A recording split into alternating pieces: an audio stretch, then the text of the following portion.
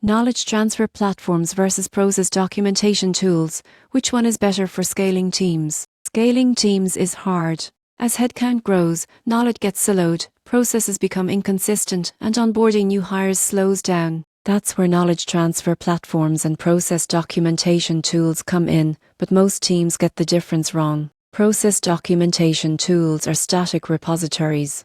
They capture SOPs, guides, and workflows in a structured format. For instance, a customer support team might document how to handle a refund request step by step.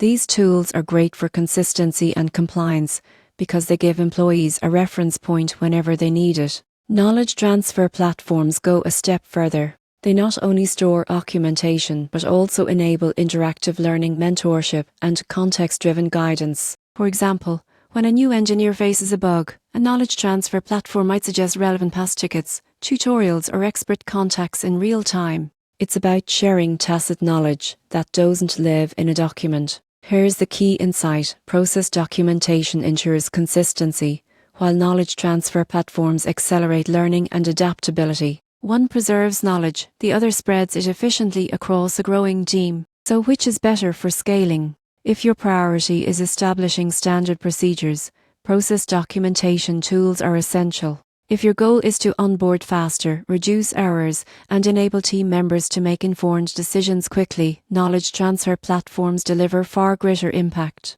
The most successful organizations combine both, document core processes for reliability, and leverage knowledge transfer platforms to distribute context-rich insights across teams. This approach keeps operations smooth while empowering employees to learn and adopt, a true recipe for scaling effectively.